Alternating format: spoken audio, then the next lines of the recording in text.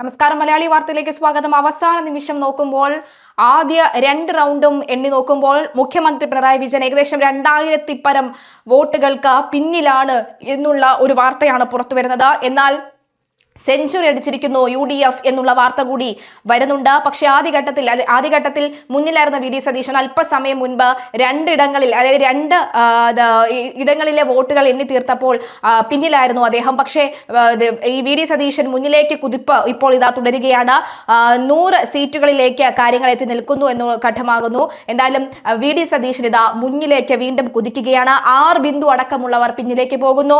VD Satheesan മുന്നിലേക്ക് എത്തിയിരിക്കുന്നു, തിരിച്ചു പിടിച്ചിരിക്കുന്നു VD സതീശൻ എന്ന കാര്യത്തിൽ യാതൊരുവിധ സംശയവുമില്ല. ആദ്യഘട്ടത്തിൽ ഒന്ന് പതറിയിരുന്നുവെങ്കിലും എന്നാൽ പിന്നീട് കാര്യങ്ങൾ വ്യക്തമാകുന്നു. VD സതീശൻ മുന്നിലേക്കാണ് എന്നുള്ള വാർത്തയാണ്. 2523 വോട്ടുകൾക്കാണ് അബ്ദുൾ റഷീദ്, അതായത് ധർമ്മടത്ത് പിണറായി വിജയനെതിരെ നിൽക്കുന്ന UDF സ്ഥാനാർത്ഥിയായിട്ടുള്ള അബ്ദുൾ റഷീദ് 2523 വോട്ടുകൾക്കാണ് മുന്നിൽ എന്നുള്ളതാണ്. അതായത് 2523 വോട്ടുകൾക്ക് മുഖ്യമന്ത്രി പിണറായി വിജയൻ പിന്നിൽ എന്ന യാഥാർത്ഥ്യം നമ്മൾ മനസ്സിലാക്കേണ്ടതുണ്ട്. വട്ടിയൂർക്കാവിലേക്ക് വരികയാണെങ്കിൽ പ്രശാന്താണ് മുന്നിൽ എന്നുള്ള വാർത്ത. 108 വോട്ടുകൾക്കാണ്. കെ രാജൻ മാത്രമാണ് ഏക ആശ്വാസമുള്ളത്. മുഖ്യമന്ത്രി പിണറായി വിജയന്റെ മന്ത്രിസഭയിലെ ഏക ആശ്വാസമുള്ളത് കെ രാജന് മാത്രമാണ്. 4607 വോട്ടുകൾക്കാണ് അദ്ദേഹം മുന്നിൽ എന്നുള്ളത്. അദ്ദേഹത്തിനൊക്കെ തന്നെ വ്യക്തിപരമായ വോട്ടുകളാണ് ഏറ്റവും കൂടുതൽ കിട്ടുന്നത് എന്നുള്ളതാണ്. പക്ഷേ മുഖ്യമന്ത്രി ധർമ്മടത്ത് 2 റൗണ്ട് എണ്ണുമ്പോഴും മുഖ്യമന്ത്രി അമ്പയെ പരാജയം എന്നുള്ള രീതിയിലേക്ക് കാര്യങ്ങൾ എത്തി നിൽക്കുന്നു എന്നുള്ളതാണ്. തീർച്ചയായിട്ടും മുഖ്യമന്ത്രി പിണറായി വിജയൻ ഇത് ഒരിക്കൽ പോലും പ്രതീക്ഷിതായിരുന്നില്ല. ധർമ്മടം എന്ന് പറയുന്ന മുഖ്യമന്ത്രിയുടെ കോട്ടയാണ്, പിണറായി വിജയന്റെ കോട്ടയാണ്, CPM-ന്റെ കോട്ടയാണ്. ആ കോട്ടയിലെ ജനങ്ങളാണ് ഇപ്പോൾ മുഖ്യമന്ത്രിക്ക് ഒരു മുന്നറിയിപ്പ് നൽകിയിരിക്കുന്നത്.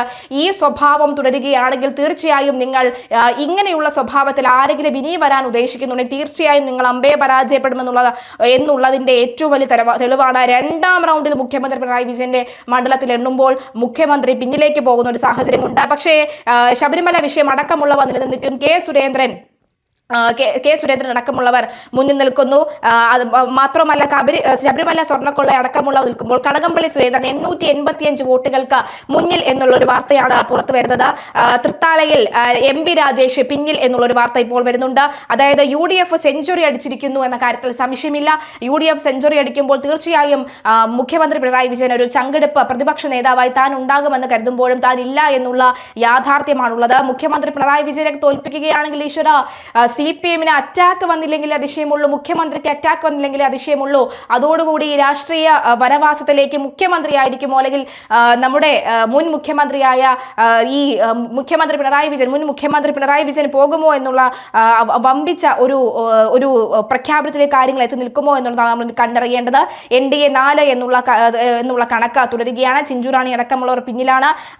പാലക്കാട് NDA ആണ് മുന്നിൽ നിൽക്കുന്നത്. പാലക്കാട് ശോഭാ സുരേന്ദ്രൻ മുന്നിൽ തന്നെയാണ് എന്നുള്ളതാണ്. ഒരിക്കൽ പോലും പാലക്കാട് ശോഭാ സുരേന്ദ്രൻ പിന്നിലേക്ക് പോയിട്ടില്ല എന്നുള്ള കണക്കുകളാണ് നമുക്കിപ്പോൾ വ്യക്തമാകുന്നത്.